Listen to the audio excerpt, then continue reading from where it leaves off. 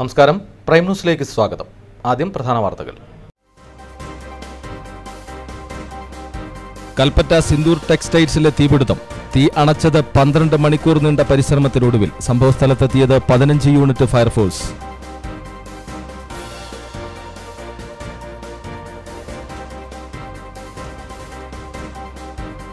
കാർഷിക ഭവന ആരോഗ്യ മേഖലയ്ക്ക് ഊന്നൽ നൽകി ജില്ലാ പഞ്ചായത്ത് ബജറ്റ് അവതരിപ്പിച്ചത്. പ്രാരംഭ ബാക്കി ഉൾപ്പെടെ 110 കോടിയുടെ ബജറ്റ്.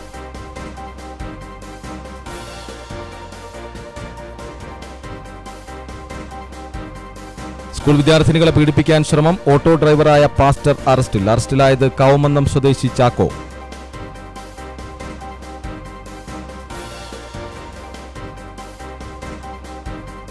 നെന്മേനി മംഗലം വാർഡ് ഉപതെരഞ്ഞെടുപ്പ്. മികച്ച പോളിംഗ്. വിജയപ്രതീക്ഷയിൽ മുന്നണികൾ.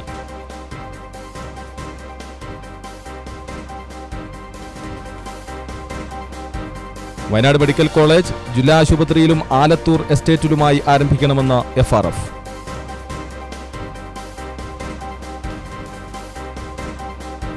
ദേശീയപാത 766 റോഡ് പുനർനിർമ്മാണ സർവേ നിലച്ചു. പൊതുമരാമത്ത് വകുപ്പിന്റെ 55 കോടിയുടെ നിർമ്മാണ പ്രവൃത്തികൾ അനിശ്ചിതത്വത്തിൽ. കൽപ്പറ്റ നഗരസഭ മത്സ്യമാംസ മാർക്കറ്റ് വിവാദം തുടരുന്നു. മാർക്കറ്റ് അടച്ചുപൂട്ടാനുള്ള നീക്കം പ്രതികാര നടപടിയെന്ന് നഗരസഭയിലെ ലീഗ് കൗൺസിലർമാർ. വിശദാംശങ്ങളിലേക്ക്. കാർഷിക മേഖലയ്ക്കും ഭവന പദ്ധതിക്കും ആരോഗ്യ മേഖലയ്ക്കും ഊന്നൽ നൽകി ജില്ലാ പഞ്ചായത്ത് 2019-20 വർഷത്തെ ബഡ്ജറ്റ്. പ്രാരംഭ ബാക്കി ഉൾപ്പെടെ 110,60,69,447 രൂപ വരവും 95,97,42,005 രൂപ ചെലവും പ്രതീക്ഷിക്കുന്ന ബജറ്റ് ജില്ലാ panchayat vice president A. Prabhakaran മാസ്റ്ററാണ് അവതരിപ്പിച്ചത്. ഉൽപാദന മേഖലയിൽ നെൽകൃഷി പ്രോത്സാഹനത്തിനായി മുന്തിയ പരിഗണന നൽകിയിട്ടുണ്ട്. വയനാട്ടിലെ നെൽകൃഷി തിരിച്ചുകൊണ്ടുവരുന്നതിന് കർഷകർ നേരിടുന്ന ചെലവുകൾ ലഘൂകരിക്കുന്നതിനും പ്രത്യേക പ്രൊജക്ടുകൾ വെച്ചിട്ടുണ്ട്. നെൽകൃഷി കൂലിച്ചെലവ് സബ്സിഡി ഗ്രാമപഞ്ചായത്തുകൾക്ക് വിഹിതമായി നൽകി കർഷകരിലെത്തിക്കുകയാണ് ലക്ഷ്യം. ഇതിനായി 2,50,00,000 രൂപ നീക്കിവെച്ചിട്ടുണ്ട്. സുരക്ഷിതമായി അന്തിയുറങ്ങാനുള്ള ഒരു വീട് എല്ലാ മനുഷ്യരുടെയും സ്വപ്നമാണ്. വീടില്ലാത്ത നിരവധി പേരുടെ ആശങ്കകൾക്ക് അറുതി വരുത്തുന്നതിന് EMS, IAY, PMAY, ലൈഫ് എന്നീ ഭവന നിർമ്മാണ പദ്ധതികളിലൂടെ സാധിച്ചിട്ടുണ്ട്. 2019-20 സാമ്പത്തിക വർഷം 11,78,52,687 രൂപയാണ് ലൈഫ് ഭവന പദ്ധതിക്ക് ബജറ്റിൽ ഉൾക്കൊള്ളിച്ചിട്ടുള്ളത്. വാർദ്ധക്യത്തിൽ ഒറ്റപ്പെട്ടു പോകുന്ന അവഗണിക്കപ്പെടുന്ന വയോജനങ്ങളുടെ ക്ഷേമം കണക്കിലെടുത്ത പദ്ധതി രൂപീകരിച്ചിട്ടുണ്ട്. വയോജനങ്ങൾ നേരിടുന്ന ആരോഗ്യ മാനസിക പ്രശ്നങ്ങൾ പരിഹരിക്കുന്നതിനും അവരുടെ പരിചയസമ്പത്ത് അടുത്ത തലമുറയ്ക്ക് പങ്കുവയ്ക്കുന്നതിനും ലക്ഷ്യമിടുന്ന പുനർജനി പദ്ധതിക്ക് 70,00,000 രൂപയും നീക്കിവെച്ചിട്ടുണ്ട്. ഈ വർഷം വീടുകളുടെ നിർമ്മാണത്തിന് വേണ്ടി ലൈഫ് മിഷൻ പദ്ധതിയുമായി സഹകരിച്ചുകൊണ്ട് നമ്മൾ വകയിരുത്തിയിട്ടുള്ളത് 11,78,00,000 രൂപയാണ്. ഭവന നിർമ്മാണത്തിന് മുന്തിയ പരിഗണന ജില്ലാ പഞ്ചായത്ത് നൽകിയിട്ടുണ്ട്. അതുപോലെ സാമൂഹ്യ ക്ഷേമ പദ്ധതിയിൽ വിവിധ വിഭാഗങ്ങളിൽപ്പെട്ട ഭിന്നശേഷിയുള്ള ആളുകൾ, കുട്ടികൾ, പ്രായമുള്ള ആളുകൾ ഇവരുടെയൊക്കെ ക്ഷേമ പ്രവർത്തനങ്ങൾക്ക് വേണ്ടി പ്രത്യേകം തുക വകയിരുത്തിയിട്ടുണ്ട്.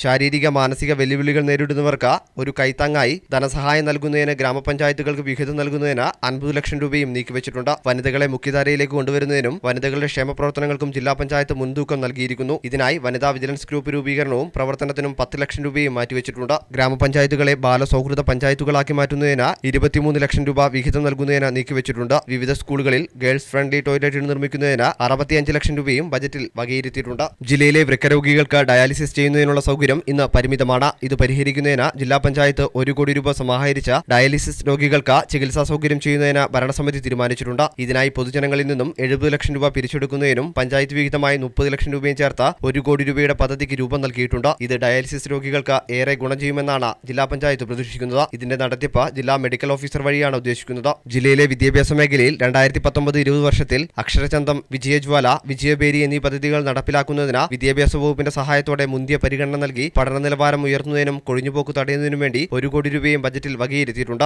വരും കാലങ്ങളിൽ പ്രളയവുമായി ബന്ധപ്പെട്ടുണ്ടാകുന്ന ദുരന്തങ്ങൾ പരിഹരിക്കുന്നതിന് ജില്ലാ പഞ്ചായത്തിന്റെ ആഭിമുഖ്യത്തിൽ പ്രത്യേക ദുരന്ത നിവാരണ വർക്കിംഗ് ഗ്രൂപ്പുകൾ രൂപീകരിച്ചിട്ടുണ്ട്. പ്രകൃതി ദുരന്തങ്ങൾ നേരിടുന്നതിന് ദുരന്ത നിവാരണ സേന രൂപീകരിച്ച് പരിശീലനം നൽകി ആവശ്യമായ സന്ദർഭങ്ങളിൽ ഇവരുടെ സേവനം ലഭ്യമാക്കാൻ കഴിയും. ഈ സാമ്പത്തിക വർഷം ഇതിനായി 25,00,000 രൂപയും ഉപകരണങ്ങൾ വാങ്ങുന്നതിനും പരിശീലന ചെലവിനുമായി മാറ്റിവെച്ചിട്ടുണ്ട്.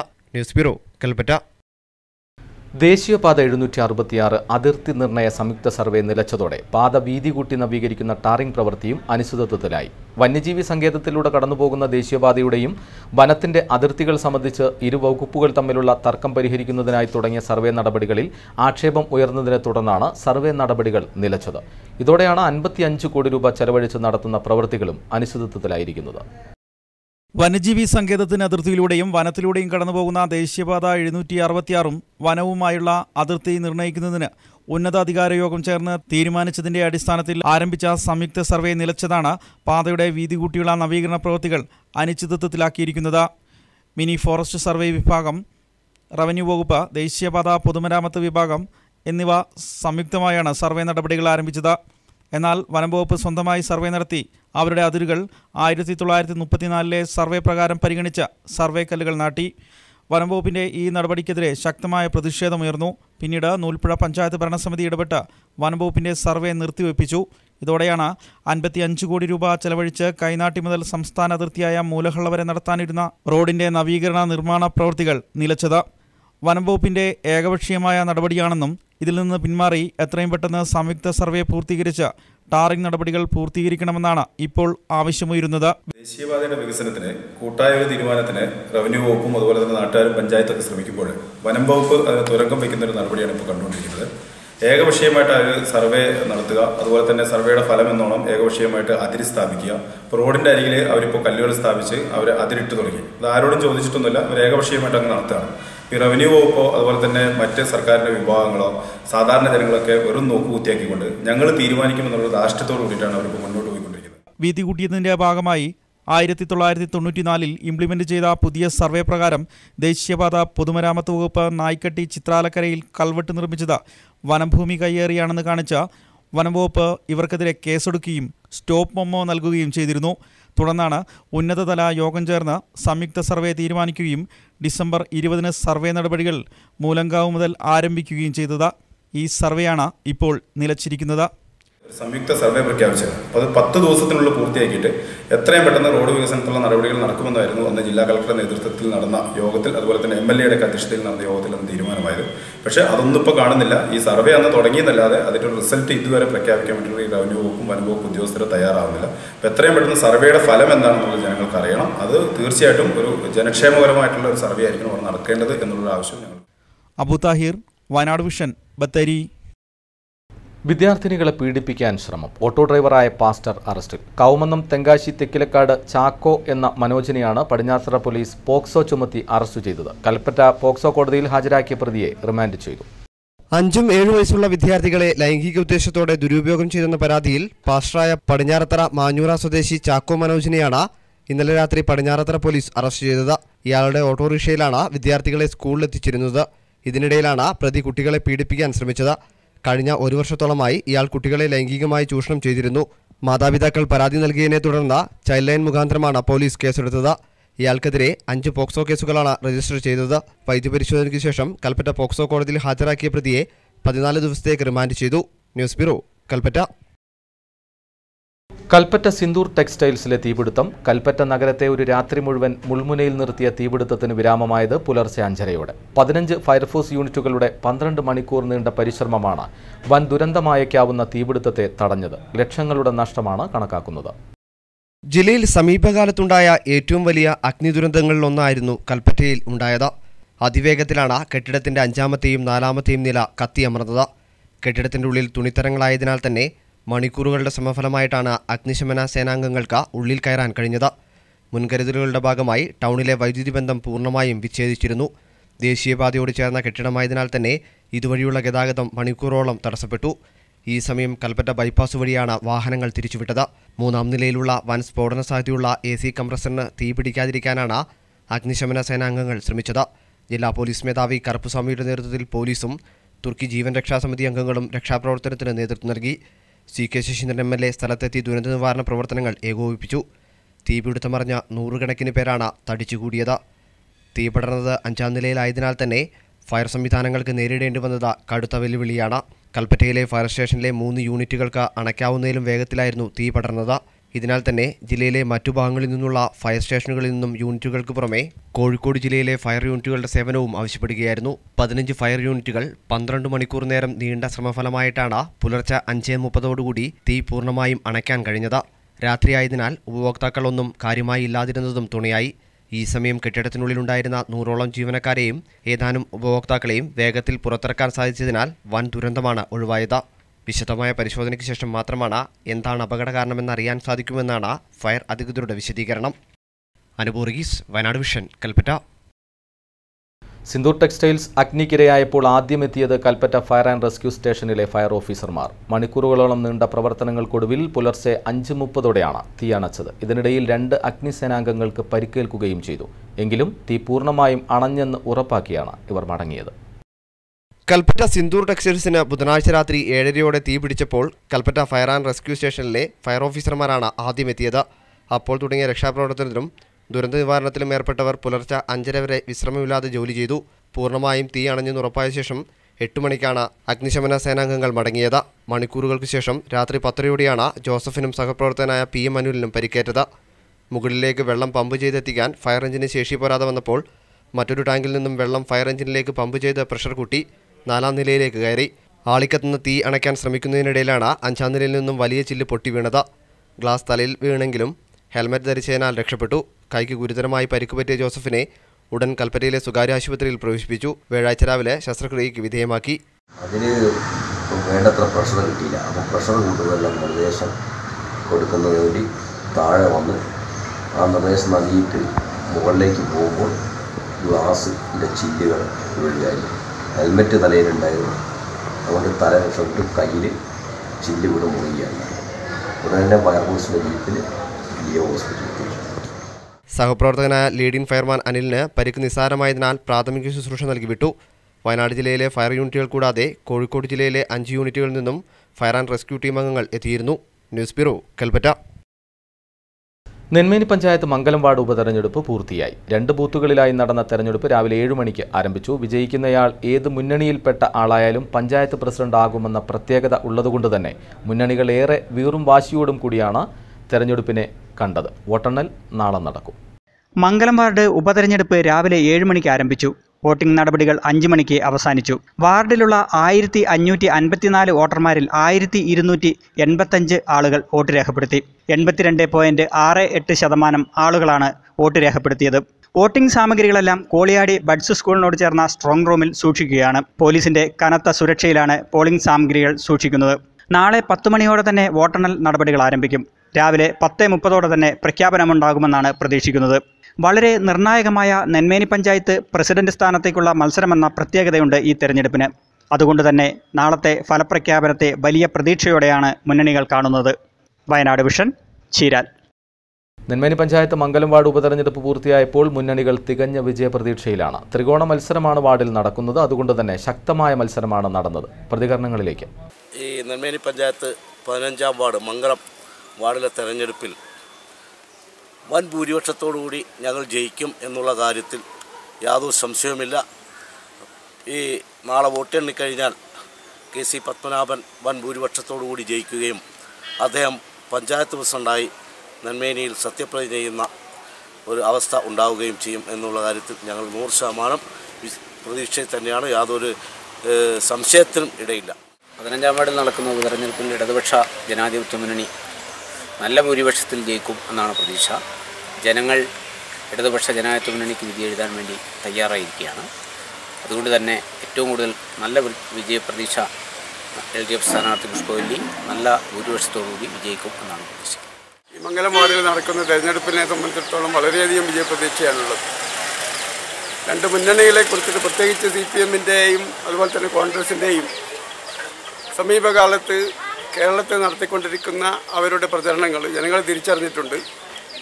അത് ആദിവാസികളടക്കമുള്ള ജനവിഭാഗത്തിൻ്റെ ഇടയിൽ തന്നെ വളരെയധികം ചർച്ച ചെയ്യപ്പെട്ടിട്ടുണ്ട്. തീർച്ചയായും ഈ വാർഡിൽ BJP യുടെ സ്ഥാനാർത്ഥി KR ഷിനോജ് വൻ ഭൂരിപക്ഷത്തോടു കൂടി ജയിക്കുമെന്ന് തന്നെയാണ് ഞങ്ങൾ വിശ്വസിക്കുന്നത്. കൽപ്പറ്റ നഗരസഭ മത്സ്യമാംസ മാർക്കറ്റ് വിവാദം തുടരുന്നു. നിലവിലെ മത്സ്യമാംസ മാർക്കറ്റ് അടച്ചുപൂട്ടാനുള്ള നീക്കം പ്രതികാര നടപടിയെന്ന് നഗരസഭയിലെ ലീഗ് കൗൺസിലർമാർ. വ്യക്തിപരമായി അധിക്ഷേപിക്കുന്ന തരത്തിലാണ് നഗരസഭാ ചെയർപേഴ്സൺ സനിത ജഗദീഷും കൗൺസിലർ വി ഹാരിസും വാർത്താസമ്മേളനം നടത്തിയതെന്ന് മത്സ്യവ്യാപാരി കൂടിയായ ലീഗ് കൗൺസിലർ AP ഹമീദ് പറഞ്ഞു. 5 വർഷം ഞാൻ പ്രതിപക്ഷത്തിരുന്നിരുന്നു. അത് കഴിഞ്ഞ് 5 വർഷം നഗരസഭയുടെ 2.5 വർഷം ചെയർമാനായിട്ടും സ്റ്റാൻഡിംഗ് കമ്മിറ്റി ചെയർമാനൊക്കെ ആയിട്ട് നിന്നു. ഈ തവണ ഒരു കൊല്ലം ഉമ്മേവ ചെയർമാനായി ഞാൻ സ്റ്റാൻഡിംഗ് കമ്മിറ്റിയിലുണ്ടായിരുന്നു, വൈസ് ചെയർമാനായിട്ടുണ്ടായിരുന്നു. ആ സമയത്ത് കൽപ്പറ്റയിൽ നോക്കാതെ ഒട്ടനവധി വികസന പ്രവർത്തനങ്ങൾ കൊണ്ടുവരാൻ സാധിച്ചു. അതിൻ്റെ ഭാഗമായിരുന്നു കൽപ്പറ്റയിൽ പെണ്ണുങ്ങളോടുണ്ടായിരുന്ന മത്സ്യ ഹോൾസെയിൽ മാർക്കറ്റ്. നിങ്ങൾക്ക് അറിയാം, റോഡിൻ്റെ ഇരു സൈഡുകളിലായിട്ടായിരുന്നു മത്സ്യം വിറ്റുകൊണ്ട് നിൽക്കുന്നത്. ജനങ്ങൾക്ക് നടക്കാൻ പോലും സാധിക്കില്ലായിരുന്നു. കാരണം നഗരസഭ അതിൻ്റെ മുന്നേ 15 വർഷം വിളിച്ചത് ഇടതുപക്ഷമായിരുന്നു. ഒരു സൗകര്യമില്ലാതെ ജനങ്ങളുടെ ഭാഗത്തുനിന്നും പത്രക്കാരുടെ ഭാഗത്തുനിന്നൊക്കെ വിമർശനം ഒരുപാട് ഏറ്റുവാങ്ങാൻ അവസരം ഉണ്ടായ സമയമായിരുന്നു. അങ്ങനെയാണ് ഞാൻ ചെയർമാൻ 2010 ആദ്യം ചെയ്തത്. നഗരസഭയിലെ ഒരു പൈസ പോലും എടുക്കാതെ ലോകബാങ്കിൻ്റെ സഹായത്തോടുകൂടെ റോഡ് സൈഡിലുണ്ടായിരുന്ന മത്സ്യ മാർക്കറ്റ്, പെണ്ണൂർ റോഡിൽ നടുവിലുണ്ടായിരുന്ന മത്സ്യ മാർക്കറ്റിനെ, ഹോൾസെയിൽ മാർക്കറ്റിനെ ബൈപ്പാസിലേക്ക് മാറ്റിയെന്നുള്ളത്. വയനാട് മെഡിക്കൽ കോളേജ് ജില്ലാ ആശുപത്രിയിലും ആലത്തൂർ എസ്റ്റേറ്റിലുമായി ആരംഭിക്കണമെന്ന് ഫാമേഴ്സ് റിലീഫ് ഫോറം. കോളേജിന്റെ ആദ്യ ഭാഗം ജില്ലാ ആശുപത്രിയിലും രണ്ടാം ഭാഗം കാട്ടിക്കുളം ആലത്തൂർ എസ്റ്റേറ്റിലുമായി ആരംഭിക്കണം. ജില്ലാ ആശുപത്രി സൗകര്യങ്ങളുടെ കാര്യത്തിൽ മിനി മെഡിക്കൽ കോളേജിന്റെ നിലയിലേക്ക് ഉയർന്നു കഴിഞ്ഞു. ഇവിടെ കോളേജിന്റെ അടിയന്തര പ്രാഥമിക ഭാഗങ്ങൾ ആരംഭിക്കുകയും രണ്ടാം ഭാഗം സംസ്ഥാന സർക്കാരിന്റെ അധീനതയിലുള്ള ആലത്തൂർ എസ്റ്റേറ്റിൽ ആരംഭിക്കുകയും ചെയ്യണമെന്ന് FRF ജില്ലാ കൺവീനർ AN മുകുന്ദൻ ആവശ്യപ്പെട്ടു. നിർദ്ദിഷ്ട വയനാട് ജില്ലാ മെഡിക്കൽ കോളേജ് എത്രയും പെട്ടെന്ന് മാനന്തവാടി ജില്ലാ ആസ്പത്രിയിൽ ആരംഭിക്കണം. കാരണം ഇപ്പോൾ ജില്ലാ ആസ്പത്രിയെ സംബന്ധിച്ചിടത്തോളം ഒരു മിനി മെഡിക്കൽ കോളേജിൻ്റെ എല്ലാ സംവിധാനങ്ങളും അവിടെയുണ്ട്. അപ്പോൾ ഒരു മെഡിക്കൽ കോളേജിൻ്റെ ആദ്യ ഭാഗം, അടിയന്തര വിഭാഗമൊക്കെ അവിടെ ആരംഭിച്ചതിന് ശേഷം അതിൻ്റെ രണ്ടാം ഭാഗം കാട്ടിക്കുളം ആലത്തൂർ എസ്റ്റേറ്റിൽ എത്രയും പെട്ടെന്ന് ആരംഭിക്കണം. അതിപ്പോൾ സർക്കാരിൻ്റെ പൂർണ്ണമായിട്ടുള്ള ഉടമസ്ഥതയിൽ വന്ന നിലയ്ക്ക് ഇത് കാട്ടിക്കുളത്ത് സ്ഥാപിക്കുമ്പോൾ അയൽ സംസ്ഥാനത്ത് പോലും ഉള്ള ആളുകൾക്ക് പ്രയോജനപ്പെടും. അതുപോലെ തന്നെ ജില്ലയിലെ ആളുകൾക്ക് വളരെയധികം പ്രയോജനപ്പെടുന്ന അവസ്ഥയാണുള്ളത്. അതുകൊണ്ട് സർക്കാരിൻ്റെ നിർജ്ജീവ അവസ്ഥ മാറ്റിക്കൊണ്ട് എത്രയും പെട്ടെന്ന് മെഡിക്കൽ കോളേജ് ആരംഭിക്കണമെന്നാണ് ഫാർമേഴ്സ് റിലീഫ് ഫോറത്തിൽ പറയാനുള്ളത്. ക്രെയിൻ തട്ടി വിദ്യാർത്ഥിനി മരിച്ചു. മീനങ്ങാടി കാരച്ചാൽ അയ്യപ്പൻമൂല കോളനിയിലെ നിത്യയാണ് മരിച്ചത്. 17 വയസ്സായിരുന്നു. ഇന്ന് രാവിലെ 11:10 മീനങ്ങാടി പഞ്ചായത്ത് ഓഫീസ് സമീപത്ത് വെച്ചായിരുന്നു അപകടം. റോഡ് മുറിച്ചു കടക്കവേ ക്രെയിൻ തട്ടുകയായിരുന്നു. കുട്ടിയെ ഉടൻ തന്നെ മീനങ്ങാടിയിലെ സ്വകാര്യ ആശുപത്രിയിൽ എത്തിച്ചുവെങ്കിലും മരണം സംഭവിച്ചു. യുവാവിനെ തൂങ്ങി മരിച്ച നിലയിൽ കണ്ടെത്തി. കൽപ്പറ്റ പഴയ ബസ് സ്റ്റാൻഡിന് സമീപത്തുള്ള സ്പേസ് പാർക്ക് ലോഡ്ജിൽ യുവാവിനെ തൂങ്ങി മരിച്ച നിലയിൽ കണ്ടെത്തി. കോഴിക്കോട് പന്തീരാങ്കാവ് സ്വദേശി സജീഷാണ് മരിച്ചത്. മതനിരപേക്ഷ ഇന്ത്യയ്ക്കായി സമരോത്സുക യൗവനം. DYFI ഫെബ്രുവരി 25 നടത്തുന്ന സെക്കുലർ മാർച്ചിന്റെ പ്രചരണാർത്ഥം നടത്തുന്ന വാഹന പ്രചരണ ജാഥ ജില്ലയിൽ പര്യടനം തുടങ്ങി. തലപ്പുഴയിൽ ജാഥയുടെ ഉദ്ഘാടനം CPM ജില്ലാ സെക്രട്ടറി P ഗഗാറിൻ നിർവഹിച്ചു. ജില്ലയിലെ വിവിധ സ്വീകരണങ്ങൾക്ക് ശേഷം ജാഥ ഫെബ്രുവരി 16 വൈകിട്ട് ബത്തേരി അമ്പലവയലിൽ സമാപിക്കും. തലപ്പുഴയിലെ ഉദ്ഘാടന യോഗത്തിൽ TK പുഷ്പൻ അധ്യക്ഷനായിരുന്നു. 14, 15, 16 തീയതികളിലാണ് ജാഥ ജില്ലയിൽ പര്യടനം നടത്തുക. മതബോധത്തിൻ്റെ അടിസ്ഥാനത്തിൽ, ജാതിബോധത്തിൻ്റെ അടിസ്ഥാനത്തിൽ ചിന്തിക്കുകയും ആ ജാതിബോധത്തിൻ്റെ അടിസ്ഥാനത്തിൽ മനുഷ്യനെ വിഭജിച്ച് കാണാൻ വേണ്ടിയുള്ള ശ്രമം നടത്തുകയും ചെയ്യുന്ന നല്ല ചെറുപ്പക്കാരായ, വിദ്യാസമ്പന്നരായ ചെറുപ്പക്കാരായ ഇഷ്ടംപോലെ ആളുകളെ നമ്മുടെ സമൂഹത്തിൽ കാണാൻ വേണ്ടി കഴിയും. പ്രായം കൊണ്ട് ചെറുപ്പമാണ്, പഠിപ്പ് കൊണ്ട് വളരെ മികച്ചതാണ്. പക്ഷെ പ്രവൃത്തി കൊണ്ട് എത്രയോ നൂറ്റാണ്ടുകൾക്ക് അപ്പുറത്ത് ജീവിക്കുകയും ചെയ്യുന്ന ആയിരക്കണക്കിന്, 10,000-കണക്കിന് ചെറുപ്പക്കാരെ നമുക്ക് നമ്മുടെ നാട്ടിൽ കാണാൻ. കേരളത്തിന്റെ പ്രശസ്തമായ തീർത്ഥാടന കേന്ദ്രം പള്ളിക്കുന്ന് ലൂർദ് മാതാ ദേവാലയത്തിൽ പ്രധാന തിരുനാൾ ദിനങ്ങൾ കഴിഞ്ഞിട്ടും തീർത്ഥാടക പ്രവാഹം നിലയ്ക്കുന്നില്ല. ദിനംപ്രതി ആയിരക്കണക്കിന് തീർത്ഥാടകരാണ് മാതാവിന്റെ തിരുരൂപത്തിനു മുൻപിൽ പ്രാർത്ഥിക്കാനായി എത്തുന്നത്. മുട്ടിലിഴഞ്ഞും ശയനപ്രദക്ഷിണം നടത്തിയും കല്ല് തലയിൽ ചുമന്നും നേർച്ചകൾ നടത്താനായി സംസ്ഥാനത്തിനകത്തും പുറത്തുനിന്നുമായി ആയിരക്കണക്കിന് തീർത്ഥാടകർ മാതാവിന്റെ അനുഗ്രഹത്തിനായി പള്ളിക്കുന്നിൽ എത്തുന്നുണ്ട്. ഇനിയുള്ള തിരുനാൾ ദിനങ്ങളിലും നിരവധി തീർത്ഥാടകരെത്തുമെന്നാണ് ഭാരവാഹികളും പ്രതീക്ഷിക്കുന്നത്. സമാപന ദിവസമായ 18-ാം തീയതി വൈകുന്നേരം 5 മണിക്ക് റവറന്റ് മോൺസിഞ്ഞോർ വിൻസെന്റ് അറക്കലിന്റെ നേതൃത്വത്തിൽ ജപമാല, ദിവ്യബലി, നൊവേന എന്നിവ നടക്കും. കഴിഞ്ഞ ദിവസങ്ങളിൽ വൻ ഭക്തജന പ്രവാഹമാണ് ഇവിടെ ഈ അമ്മയുടെ തിരുസന്നിധിയിലെത്തി പ്രാർത്ഥിച്ച് കൃപാവരങ്ങൾ നേടിപ്പോയത്. തിരുനാൾ സമാപിക്കുന്നത് 18-ാം തീയതിയാണ്. അതുവരെയുള്ള എല്ലാ ദിവസങ്ങളിലും രാവിലെ 7 മണി കഴിഞ്ഞാൽ പിന്നെ 10 മണിക്കും 12 മണിക്കും ഉച്ചകഴിഞ്ഞ് 3 മണിക്കും വൈകുന്നേരം 5:30-ക്കും ദിവ്യബലികൾ ഉണ്ടായിരിക്കും. മാനന്തവാടി മേരിമാതാ കോളേജിൽ ദ്വിദിന വിവർത്തന ശില്പശാലയും സെമിനാറും 15-16 തീയതികളിൽ നടക്കുമെന്ന് കോളേജ് അധികൃതർ വാർത്താസമ്മേളനത്തിൽ അറിയിച്ചു. Mary Matha arts and science college ഭാഷാ വിഭാഗങ്ങളുടെയും IQACയുടെയും കേരള സൊസൈറ്റി ഫോർ ലിംഗ്വിസ്റ്റിക് റിസർച്ചിൻ്റെയും സംയുക്താഭിമുഖ്യത്തിലാണ് വിവർത്തനത്തിലെ നവീന സരണികൾ എന്ന വിഷയത്തെ ആസ്പദമാക്കി ദ്വിദിന ദേശീയ സെമിനാറും വിവർത്തന ശില്പശാലയും നടക്കുന്നത്. വാർത്താസമ്മേളനത്തിൽ principal doctor Savio James, doctor Joseph K job തുടങ്ങിയവർ പങ്കെടുത്തു. Mananthavady Mary Matha arts and science കോളേജിൽ വിവിധ ഭാഷാ വിഭാഗങ്ങളുടെയും IQACയുടെയും അതുപോലെ തന്നെ കേരള സൊസൈറ്റി ഫോർ ലിംഗ്വിസ്റ്റിക് റിസർച്ചിൻ്റെയും സംയുക്താഭിമുഖ്യത്തിൽ 2019 ഫെബ്രുവരി 15-16 തീയതികളിൽ കോളേജിൽ വെച്ച് വിവർത്തനത്തിലെ നവീന സരണികൾ എന്ന വിഷയത്തെ ആസ്പദമാക്കി ഒരു ദ്വിദിന ദേശീയ സെമിനാറും വിവർത്തന ശില്പശാലയും സംഘടിപ്പിക്കുന്നു. പ്രശസ്ത ഭാഷാശാസ്ത്ര പണ്ഡിതനായ പ്രൊഫസർ വേണുഗോപാല പണിക്കർ സെമിനാർ ഉദ്ഘാടനം ചെയ്യും. തോണിച്ചാൽ ശ്രീ മലക്കാരി ശിവക്ഷേത്രത്തിലെ തിറമഹോത്സവത്തിന് തുടക്കമായി. 14-15 തീയതികളിൽ നടക്കുന്ന ഉത്സവം നാടിൻ്റെ ഉത്സവമാക്കി മാറ്റിയിരിക്കുകയാണ് ആഘോഷ കമ്മിറ്റിയും നാട്ടുകാരും. ക്ഷേത്രത്തിലെ പ്രധാന തിറയായ മലക്കാരി തിറ 15 വൈകിട്ട് 4 മണിക്ക് നടക്കും. ഫെബ്രുവരി 14 കഴകമുണർത്തലും വേലയും ചടങ്ങുകളോടെയാണ് മഹോത്സവത്തിന് തുടക്കം കുറിച്ചത്. തുടർന്ന് കൊടിയേറ്റം, സംഗീതാർച്ചന, ചാക്യാർകൂത്ത്, ഓട്ടം തുള്ളൽ എന്നിവ നടന്നു. 15 പ്രധാന തിറയായ മലക്കാരി തിറ നടക്കും. 16 മലയിലേക്കും ഒതയോത്ത് കരിങ്കാളി ക്ഷേത്രത്തിലേക്കും മടക്കി എഴുന്നള്ളത്ത് നടക്കുന്നതോടെ ഉത്സവ പരിപാടികൾ സമാപിക്കും. ഉത്സവത്തിൻ്റെ 2 ദിവസങ്ങളിലും ക്ഷേത്രത്തിൽ അന്നദാനവും ഉണ്ടാകും. ഏറ്റവും പ്രധാനപ്പെട്ട ദിവസമായി നാളെയാണ്. നാളെ ഈ ക്ഷേത്രത്തിലെ പ്രധാന ദേവനായിട്ടുള്ള മലക്കാരി ദേവൻ്റെ തിറമഹോത്സവം വൈകിട്ട് 4 മണിക്ക് ക്ഷേത്രസന്നിധിയിൽ നടക്കും. അതാണ് ഈ ക്ഷേത്രത്തിലെ ഏറ്റവും പ്രധാനപ്പെട്ട തിറ. മുൻ വർഷങ്ങളിലേക്കാളൊക്കെ വ്യത്യസ്തമായി ഈ വർഷം വളരെ വിപുലമായിട്ടുള്ള പരിപാടികളാണ് ഈ തിറമഹോത്സവവുമായി ബന്ധപ്പെട്ട് ക്ഷേത്ര കമ്മിറ്റിയും ആഘോഷ കമ്മിറ്റിയും ക്ഷേത്രത്തിൽ സംഘടിപ്പിക്കാൻ വേണ്ടി തീരുമാനിച്ചിട്ടുള്ളതും ഇന്ന് നടന്നുകൊണ്ടിരിക്കുന്നതും. 2 ദിവസവും 3 നേരവും ക്ഷേത്രത്തിൽ അന്നദാനം മഹാദാനം എന്നുള്ള ഒരു സന്ദേശം ഭക്തജനങ്ങൾക്ക് മുൻപിൽ വെച്ചുകൊണ്ട് വളരെ വിപുലമായിട്ടുള്ള അന്നദാന പരിപാടികൾ ക്ഷേത്ര ഊട്ടുപുരയിൽ നടക്കുന്നുണ്ട്. പട്ടികവർഗ വിഭാഗങ്ങളുടെ പ്രശ്നങ്ങളും അവയ്ക്കുള്ള പരിഹാരവും ചർച്ച ചെയ്ത് ഭരണപരിഷ്കാര കമ്മീഷന്റെ സംവാദം ബത്തേരിയിൽ നടത്തി. അധ്യാപക ഭവനിൽ നടന്ന സംവാദത്തിൽ ഭരണപരിഷ്കാര കമ്മീഷൻ ചെയർമാൻ VS അച്യുതാനന്ദൻ അധ്യക്ഷനായി. പട്ടികജാതി പട്ടികവർഗ വിഭാഗങ്ങളുടെ ക്ഷേമത്തിനായി വകുപ്പുകളും സംവിധാനങ്ങളും ഉണ്ടായിട്ടും പ്രശ്നങ്ങൾക്ക് പരിഹാരമാകുന്നില്ലെങ്കിൽ സർക്കാർ സംവിധാനങ്ങളിൽ മാറ്റം വന്നേ തീരുവെന്ന് അദ്ദേഹം പറഞ്ഞു. ചടങ്ങിൽ കമ്മീഷൻ അംഗങ്ങളായ ഷീല തോമസ്, നീല ഗംഗാധരൻ, MLA-മാരായ CK ശശീന്ദ്രൻ, OR കേളു തുടങ്ങിയവർ സംബന്ധിച്ചു. പട്ടികവർഗ വിഭാഗങ്ങളുടെ പ്രശ്നങ്ങൾക്ക്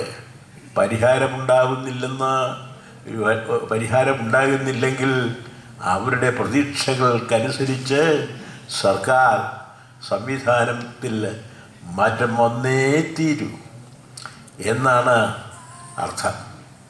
ആ മാറ്റങ്ങൾ എന്തായിരിക്കണമെന്ന് വിലയിരുത്താൻ ശുപാർശ ചെയ്യാൻ ഭരണപരിഷ്കാര കമ്മീഷൻ കഴിയണമെങ്കിൽ ആത്മാർത്ഥമായി ആ മേഖലയിൽ ഇടപഴകുന്ന മൂപ്പൈനാട് റിപ്പൺ ഗവൺമെന്റ് ഹൈസ്കൂൾ പഠനോത്സവം ഗ്രാമപഞ്ചായത്ത് പ്രസിഡന്റ് R. യമുന ഉദ്ഘാടനം ചെയ്തു. വാർഡൻ മെമ്പർ റസിയ ഹംസ അധ്യക്ഷയായിരുന്നു. ജില്ലാ പഞ്ചായത്ത് പൊതുമരാമത്ത് സ്റ്റാൻഡിംഗ് കമ്മിറ്റി ചെയർമാനും ഡിവിഷൻ അംഗവുമായ PK അനിൽകുമാർ, പഞ്ചായത്ത് ആരോഗ്യ വിദ്യാഭ്യാസ സ്റ്റാൻഡിംഗ് കമ്മിറ്റി ചെയർമാൻ ഷഹർബാൻ തുടങ്ങിയവർ സംസാരിച്ചു. സർവീസിൽ നിന്നും വിരമിക്കുന്ന സഫിയ ടീച്ചർക്കുള്ള ഉപകാര സമർപ്പണവും PK അനിൽകുമാർ നിർവഹിച്ചു.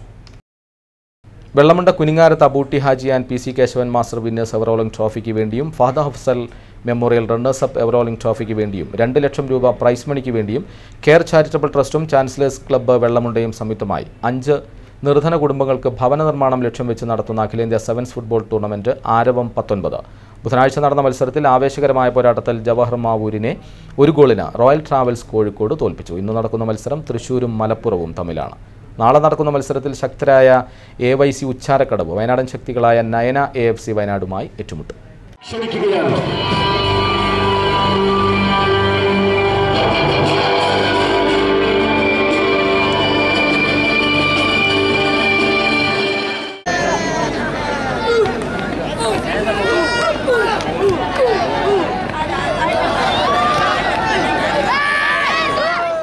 മാനന്തവാടി സബ് ഡിവിഷൻ ജനമൈത്രി പോലീസിന്റെ ആഭിമുഖ്യത്തിൽ നടന്ന ഫുട്ബോൾ ടൂർണമെന്റ് ഫൈനൽ മത്സരത്തിൽ മാനന്തവാടി ജനമൈത്രി പോലീസ് ഏകപക്ഷീയമായ 4 ഗോളുകൾക്ക് തലപ്പുഴ ജനമൈത്രി പോലീസിനെ പരാജയപ്പെടുത്തി. വിജയികളായി additional police superintendent K Moideenkutty വിജയികൾക്ക് ട്രോഫികൾ സമ്മാനിച്ചു. വെള്ളമുണ്ടയിൽ നടക്കുന്ന ആരവം 2019 അഖിലേന്ത്യാ സെവൻസ് ഫുട്ബോൾ മൈതാനിയിലായിരുന്നു മത്സരം അരങ്ങേറിയത്. അവസാനമായി പ്രധാന വാർത്തകൾ വീണ്ടും. കൽപ്പറ്റ സിന്ദൂർ ടെക്സ്റ്റൈൽസിലെ തീപിടുത്തം. തീ അണച്ചത് 12 മണിക്കൂർ നീണ്ട പരിശ്രമത്തിനൊടുവിൽ. സംഭവസ്ഥലത്തെത്തിയത് 15 യൂണിറ്റ് ഫയർഫോഴ്സ്.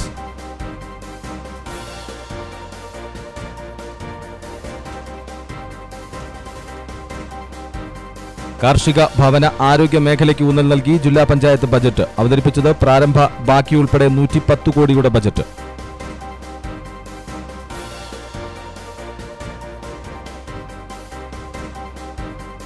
സ്കൂൾ വിദ്യാർത്ഥിനികളെ പീഡിപ്പിക്കാൻ ശ്രമം. ഓട്ടോ ഡ്രൈവറായ പാസ്റ്റർ അറസ്റ്റിലായത് കൗമന്നം സ്വദേശി ചാക്കോ.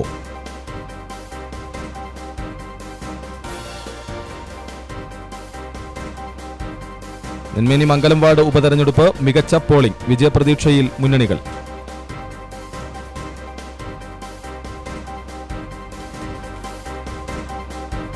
വയനാട് മെഡിക്കൽ കോളേജ് ജില്ലാ ആശുപത്രിയിലും ആലത്തൂർ എസ്റ്റേറ്റിലുമായി ആരംഭിക്കണമെന്ന് FRF.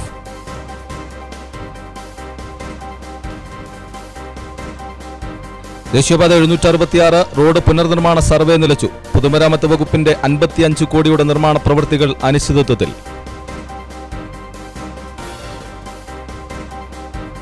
കൽപ്പറ്റ നഗരസഭ മത്സ്യമാംസ മാർക്കറ്റ് വിവാദം തുടരുന്നു. മാർക്കറ്റ് അടച്ചുപൂട്ടാനുള്ള നീക്കം പ്രതികാര നടപടിയെന്ന് നഗരസഭയിലെ ലീഗ് കൗൺസിലർമാർ. ഈ വാർത്താ ബുള്ളറ്റിൻ ഇവിടെ പൂർണ്ണമാകുന്നു. നമസ്കാരം.